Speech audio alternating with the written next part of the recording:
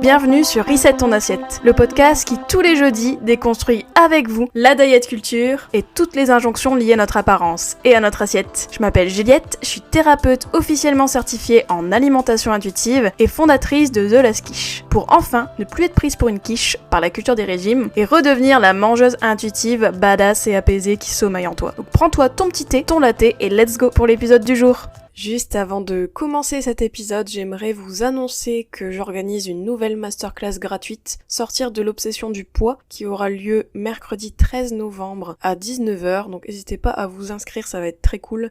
On va creuser toutes les croyances liées au poids, pourquoi vous êtes aussi obsédé par votre poids aujourd'hui, pourquoi vous en faites une fixette, pourquoi vous n'arrivez pas à dépasser ça. Bref, on va parler de tout ça dans cette masterclass, donc pour s'inscrire c'est très simple, vous allez sur thelastquiche.fr/obsession-poids, de toute manière je mets tout dans la description. Il y aura un replay disponible uniquement pour les inscrites. Hâte de vous y voir et je vous laisse avec l'épisode du jour. Bonjour à tous et bienvenue dans ce nouvel épisode de Reset ton assiette. Alors aujourd'hui, on va répondre à la question épineuse qui est comment arrêter de penser à la nourriture H24. Alors pour moi, quand on pose cette question déjà, c'est que on est peut-être en restriction, voire on est sûrement en restriction. Franchement, moi, pour le coup, petite histoire, moi, un des premiers symptômes où je me suis dit punaise, il y a un truc qui cloche chez moi, c'est que je trouvais que je pensais énormément à la nourriture. Genre, dans ma journée, la nourriture, si on faisait un petit dessin de mon cerveau, je pense que la nourriture, j'aurais pu hachurer mon cerveau, genre en prenant les 3/4 du cerveau et en mettant des petites... en coloriant, ouais, en hachurant avec un crayon rouge, etc. Enfin, vraiment, l'alimentation était au cœur de mes pensées et de mes préoccupations. Et donc, pour moi, quand on pense beaucoup à la nourriture, c'est déjà un gros symptôme qu'on est en restriction. Pour moi, quand on est en restriction, on tombe dans ce que j'appelle, à mon sens, l'obsession alimentaire. On tombe dans une obsession, on a le sentiment d'être dans une obsession parce que c'est constant, permanent, c'est toujours là, et voilà. Donc on va parler de ça dans cet épisode, j'aimerais un peu revenir avec vous, comment ça se fait qu'on pense beaucoup à la nourriture, notamment quand on est restreint, et surtout comment faire pour enfin arrêter de penser à la nourriture, comment faire pour sortir de cette obsession de la nourriture, etc., etc. Bref, on en parle tout de suite, écoutez, c'est parti. Alors déjà, moi vous me connaissez, j'aime bien partir un petit peu de la physiologie, de comprendre pourquoi on a ce symptôme, pourquoi quand on est dans les régimes, dans les restrictions, pourquoi quand on fait attention à son alimentation, etc., enfin bref, qu'on a des règles un petit peu alimentaires, tout ça, que notre rapport à l'alimentation est un peu plus compliqué, pourquoi ça se traduit en obsession de la nourriture, pourquoi nos pensées nous dirigent tout le temps vers ça. Eh bien, tout simplement déjà, faut savoir qu'en fait, vraiment quelque chose à intégrer, c'est que votre organisme, si vous fait penser, votre cerveau, si vous fait penser à la nourriture, c'est que tout simplement, il veut que vous mangiez. Et ça, c'est très important à intégrer, puisque ça, c'est vraiment une réponse très basique du corps, quoi. C'est, voilà, votre corps, vous le privez de nourriture, vous mangez moins, vous évitez des aliments, etc. Bref, la nourriture se fait un peu plus rare ou moins diversifiée, etc. Et qu'est-ce qui se passe ? Votre corps, il se dit, ok, elle a peut-être oublié qu'il fallait manger, je sais pas, est-ce qu'elle pense qu'on peut survivre sans nourriture ? Non, etc. Donc forcément, il va vous mettre des pensées, des signes que vous devez manger. En fait, il veut vous faire manger. Et qu'est-ce qu'on fait quand on veut faire manger quelqu'un ? On lui des photos de bouffe, on lui met des pensées par rapport à ça. Typiquement, la publicité, c'est ce qu'ils font, quoi. Je veux dire, s'ils veulent vous faire consommer un produit, ils vont le montrer en boucle. Donc... c'est pareil avec votre corps, en fait. Il s'est dit, ok, je vais projeter sans cesse des photos de nourriture, etc. Je vais la rendre hyper sensible à la nourriture, du coup, elle va penser à manger, et donc elle va le faire ultimement. Voilà. En plus, il faut savoir que quand on est en restriction, on a beaucoup de faim mentale, c'est-à-dire qu'en fait, on a vraiment ce côté que notre faim, avant de se matérialiser vraiment dans notre corps, elle est d'abord très mentale, elle est beaucoup dans les pensées, dans les envies, etc., etc. Et ça, c'est totalement normal. Déjà, il faut savoir que même quelqu'un qui est mangeur intuitif, sa faim, elle passe déjà par la pensée, quoi. Ça peut être un symptôme de faim, en fait, de penser à la nourriture. Mais quand on est restreint, c'est encore plus, quoi. C'est, forcément, on va lui faire penser à la nourriture tout le temps, quoi. Et ce qui est intéressant aussi à savoir, c'est qu'en fait, quand on est restreint, on est un peu dans une hyper-vigilance par rapport à l'alimentation, dans le sens que, non seulement on pense beaucoup à la nourriture, mais vous pouvez être sûr que si vous êtes restreint, et que vous passez à côté d'une boulangerie, ou que votre collègue ouvre un paquet de biscuits, ou whatever, que quelqu'un a de la nourriture à proximité, vous pouvez être sûr que vos sens vont être encore plus aiguisés pour repérer qu'il y a de la nourriture, quoi. Et ça, c'est vraiment quelque chose assez incroyable à vivre. Moi, il me semble que j'avais un peu ce truc-là. Enfin, dès que je sentais de la nourriture, j'étais plus attirée que maintenant. Par exemple, maintenant, quelqu'un, il ouvre un truc, bah, si j'ai pas faim, je vais pas forcément être attirée. Alors que là, j'avais l'impression que j'étais très attirée. Et c'est totalement normal, en fait, parce que, bah, en fait, quand on a besoin de quelque chose, on est très attiré par cette chose en question. Voilà, tout simplement. Donc, quand vous avez besoin de nourriture, vous êtes très attiré par la nourriture. Et donc ça, c'est important aussi à considérer parce que je sais que moi, typiquement, j'ai beaucoup de clientes, bah, quand je leur parle de ça, quand je leur parle de la restriction, etc., enfin, quand on en parle, en fait, de la restriction dans leur quotidien, etc., et qu'on parle de, bah, comment se défaire de cette restriction aussi, je sais que souvent, il y a un peu des hola qui se lèvent, un peu des drapeaux rouges, ou j'en sais rien, en mode « Oui, mais Juliette, moi, si je répondais à cette faim, si je répondais à ces pensées-là, mais je mangerais tout le temps, et moi je pense vraiment que je suis obsédée par la nourriture parce que, genre, c'est ça en moi, etc., tout ça, enfin... » Et ça, vraiment, c'est important à considérer que votre obsession de la nourriture, ce n'est pas vous, ok ? Vos pensées liées à la nourriture, qui sont là, qui sont toujours là, ça veut pas dire qu'elles sont là, qu'elles vont jamais disparaître, et ça veut pas dire qu'elles sont là, que c'est votre identité et que c'est vous qui avez un problème avec la nourriture. Non, c'est juste que vous êtes restreint, voilà. Quand vous arrêterez de vous restreindre vraiment, vous allez voir que les pensées liées à la nourriture vont fondre comme neige au soleil, et votre attrait pour la nourriture aussi. Ok, mais ça on en parle tout à l'heure un petit peu, quand je vous parlerai un peu plus des conseils. Mais bref, donc du coup voilà, c'est pour ça qu'on pense beaucoup à la nourriture. En plus de ça, comme on est restreint, bah forcément en fait la nourriture c'est un sujet pour nous parce que c'est un sujet de stress en fait. Alors moi j'appelle ça l'anxiété alimentaire, c'est-à-dire qu'en fait l'alimentation devient un sujet d'anxiété. C'est-à-dire qu'on a peur des aliments qu'on s'interdit, on a peur de mal manger, on a peur de trop manger, on a peur de grossir, on a peur de... Enfin, il y a 15 millions de peurs liées à l'alimentation. Et en plus de ça, comme on a beaucoup de règles en mode je dois manger que un biscuit, si j'en mange 2, je vais manger tout le paquet, ou bien des pensées du type le chocolat c'est vraiment pas bon pour moi, pas bon pour ma santé, donc j'arrête d'en manger. Enfin, vos règles alimentaires, qu'elles soient très rigides ou pas si rigides que ça, mais qu'elles soient là quand même, bah tout ça fait que votre alimentation, votre rapport à l'alimentation il est hyper rigide, mais du coup ça fait que ça se transforme en stress en fait. Quand on a des règles auxquelles on obéit, ça stresse. Voilà. Déjà, si on dépasse le côté restriction, déjà votre organisme il est stressé parce qu'il est restreint, mais en plus de ça, s'il y a des règles à respecter et qu'il y a un examen et à chaque fois que vous mangez et qu'il y a du jugement, il y a de la culpabilité, il y a tout ça, bah normal en fait que ça soit un stress, on est d'accord? Enfin, je veux dire, je pense que quand, si vous vous rappelez vos années, ou si vous êtes encore dans les études, vos années d'étudiante, etc., je pense que le jour où vous aviez un examen de maths, vous n'étiez pas rassuré, hein, peut-être qu'il y avait un peu de stress. Bah, faut se dire que l'alimentation, c'est ça pour vous, c'est un examen de maths à chaque fois que vous mangez, donc forcément vous êtes stressé, et forcément vous y pensez, du coup. Votre organisme, en fait, faut savoir que votre cerveau, lui, ce qu'il veut, c'est votre survie. Donc déjà, il vous fait manger, bon, ça c'est autre chose, mais en plus de ça, la survie, ça passe par régler les problèmes que vous avez. Et en fait, votre cerveau, votre organisme, pour lui, l'alimentation, c'est un problème. C'est un problème à résoudre. Votre poids, c'est un problème à résoudre, etc., etc. Et du coup, qu'est-ce qu'on fait quand on a un problème à résoudre? Bah, on y pense, on rumine, on cherche des solutions, et nanani. Et peut-être que demain, il faudrait que je mange de la salade, parce que si je mange de la raclette ce midi, sinon je vais prendre du poids, donc il faudrait que je fasse ça, etc., etc. Observez d'ailleurs ces pensées autour de l'alimentation. Observez à quel point des fois c'est des ruminations de stratégies de si je mange ça, bah faut que je mange ça après, ou faut que je fasse du sport pour compenser, tatati tatata. Donc voilà, donc votre cerveau, pour lui, l'alimentation, décidément, c'est un problème, parce que c'est rare, c'est pas comme dans les quantités qu'il veut, et en plus de ça, il y a plein de règles partout, c'est stressant, c'est chiant, etc. Et la culpabilité, bon bref... Tout ce petit cocktail qui fait que vous y pensez tout le temps. C'est normal, voilà. Si vous pensez tout le temps à la nourriture, arrêtez de vous dire que c'est vous le problème, que vous êtes... Vous savez, je pense qu'il y a un peu ce truc de... Il y a beaucoup de gens qui se disent ça quand ils ont des troubles du comportement alimentaire ou un rapport à l'alimentation troublé. Ils se disent « Non mais moi, l'alimentation, j'adore ça. J'adore manger. Moi, j'adore cuisiner. Vraiment, c'est vraiment toute ma vie, la nourriture, ta. » Bah ça... Désolée de vous le dire, mais il y a très peu de chances que ça soit la vérité. Je dis pas que, oui, vous aimez manger, ok, mais en même temps, qui n'aime pas manger, je veux dire, c'est normal, en fait, d'aimer manger, hein. C'est comme aimer dormir, par exemple, je sais pas, mais c'est comme aimer bouger, enfin, je veux dire, c'est des choses qui sont nécessaires à notre survie, donc forcément, on aime les faire, quand même. Il y a un minimum de plaisir dans le truc.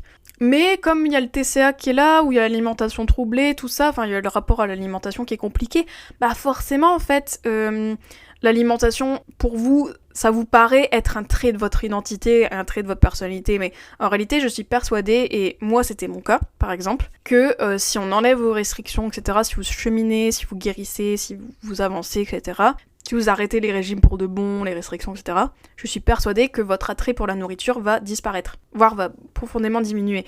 Et du coup, vous serez moins attiré par des recettes, vous serez peut-être moins attiré par des comptes foodie, etc. Enfin, il peut avoir ce truc-là. Je dis pas que c'est le cas pour tout le monde, mais attention à ne pas fusionner un peu avec vos pensées liées à la nourriture en croyant que c'est vous qui êtes comme ça et que c'est votre intérêt principal dans votre vie et qu'il y a que ça qui compte vraiment pour vous parce qu'en fait vous êtes comme ça. Je pense pas. Moi, pour le coup, personnellement, la cuisine c'est un truc qui m'a toujours attirée.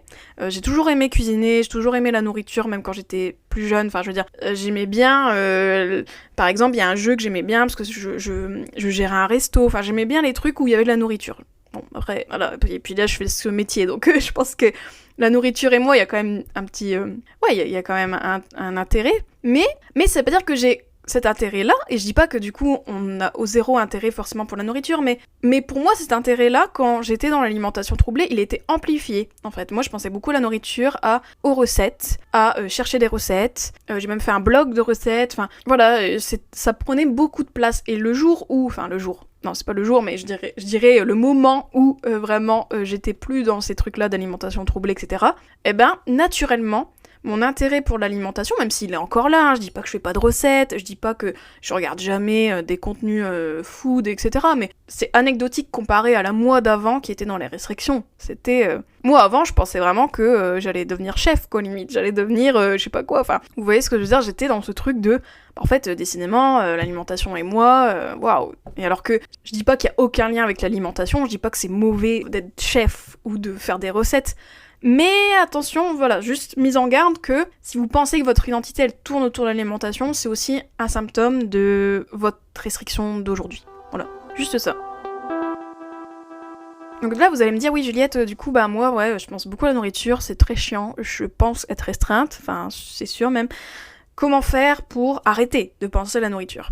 Eh ben, en fait, déjà, en vrai, cette question, comment arrêter de penser à la nourriture, moi je pense qu'on peut pas arrêter, dans le sens que si vous pensez à la nourriture, comme je vous disais tout à l'heure, c'est qu'il y a une raison, il y a une fonction à ces pensées, en fait. Donc, c'est pas genre, il y a un bouton où vous pouvez arrêter et puis c'est des ciao. Comme je vous disais, en fait, votre intérêt pour la nourriture et vos pensées par rapport à la nourriture vont de plus en plus diminuer à force que vous sortiez des restrictions, en fait. Voilà. En fait, vous dire que, voilà, si un jour vous avez envie de plus penser à la nourriture, mais genre que la nourriture soit un non-sujet, que ça soit plus une préoccupation, que ça soit plus source d'anxiété, etc., bah, ça va être de sortir des restrictions qui va vous aider, c'est sûr. Et là, comment on fait pour sortir des restrictions? Bah, vous prenez un accompagnement avec moi et je vous aide. Non, mais en gros, bah forcément, ça nécessite du travail, ça nécessite une thérapie, en alimentation intuitive notamment, etc., pour vraiment vous sortir des restrictions, même les restrictions cognitives pernicieuses, les petits compromis, etc. C'est sortir de tout ça qui va vous aider à ne plus penser à la nourriture, du moins bien moins y penser, c'est sûr et certain. Et ça va être aussi beaucoup se donner la permission inconditionnelle de manger, chose que je travaille du coup en accompagnement, et même d'ailleurs, il y a pas longtemps, j'ai fait le module sur cet aspect-là dans mon programme Croque Madame, sur comment réintroduire les aliments évités, comment traquer un peu les règles qu'on a par rapport à notre alimentation et comment efficacement les enlever. Et du coup, bah oui, se donner la permission inconditionnelle de manger, de pas se juger quand on mange, de manger selon sa faim, de manger selon nos envies, de obéir à cette faim mentale aussi. Quand vous pensez à la nourriture, c'est que manifestement vous ne mangez pas assez, etc. C'est tout ce travail-là qui va vous faire arrêter de penser à la nourriture à un moment donné, quoi. Donc ça, c'est très important à se le dire et à pas penser que c'est votre identité, ok? Donc vraiment, ça c'est très important.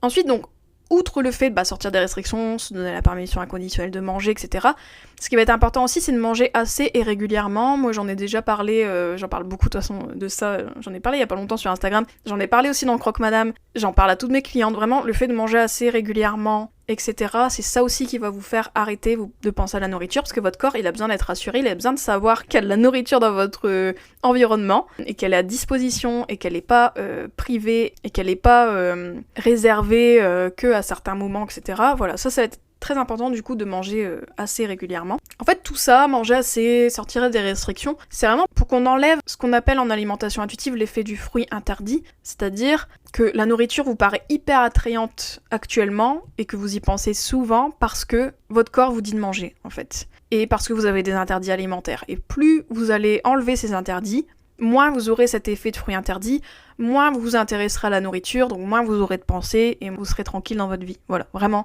Faut enlever, faut désamorcer cet effet interdit, cet effet du fruit interdit, cet effet de la nourriture, vraiment, moi c'est quelque chose, je suis trop obsédée parce qu'en fait c'est comme ça que je suis, etc. Tout ça on l'enlève, cette rhétorique, ce drama en fait autour de la nourriture, on l'enlève et on se reconnecte à ses besoins, on se reconnecte à son corps et on le nourrit assez. Et de tout, s'il vous plaît, de tout. Hein. Ne commencez pas à vous dire oui, moi j'enlève mes restrictions, mais je vais manger moins sucré, Restrictions, encore une fois. Enfin, attention à vos intentions. Parce que même l'intention de manger mieux, entre guillemets, manger mieux pour votre santé, entre guillemets, etc.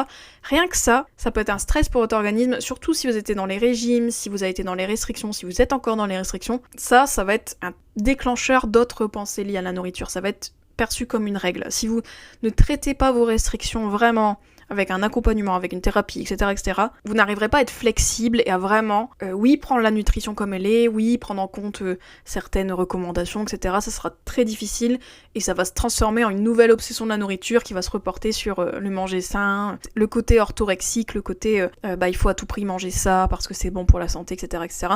Ça aussi, c'est des restrictions en soi. L'intention, elle est quand même de moins manger ou de faire attention, entre guillemets. Et ça aussi, ça peut être des gros déclencheurs de pensées liées à la nourriture, quoi. Donc c'est très important de faire le point et de se dire, où j'en suis par rapport aux restrictions, quelles règles j'ai encore, même si vous pensez ne plus en avoir. Parce que vraiment, si vous pensez encore à la nourriture beaucoup, c'est qu'il y a un truc à travailler, et cette restriction, elle peut être très pernicieuse. Donc vraiment, faites attention à ça. Ne sous-estimez pas, en fait, ces pensées, ne dites pas... C'est pour ça que je parlais d'identité, parce qu'on peut très vite se dire...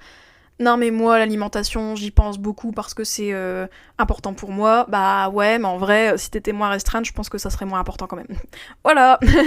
Donc bref, j'espère que cet épisode vous a éclairé. Donc si vous pensez à la nourriture tout le temps et que c'est un fardeau pour vous, que c'est un stress, une anxiété, même si vous avez déjà travaillé sur votre rapport à l'alimentation ou peut-être vous n'avez jamais travaillé dessus, eh bien je pense que ça c'est vraiment le gros symptôme à ne pas négliger et à traiter aussi vite que possible parce que vous méritez quand même de vivre une vie où vous pensez pas à la nourriture toute la journée, où vous poursuivez des projets, des aspirations, bref, que vous vivez une vie un peu plus épanouie et pas que tournée sur votre assiette. Bah bien sûr, après si vous voulez être accompagné par moi, donc il y a mon accompagnement individuel reset de plusieurs séances, sur plusieurs mois, avec beaucoup de choses, avec des exercices sur mesure, avec un journal de bord, etc. Il y a beaucoup de choses dans l'accompagnement reset. Je vous en parle quand vous voulez en appel découverte. Vous prenez un appel de découverte gratuit avec moi, 15-20 minutes, on s'en parle tranquille. Je vous présente tout ça.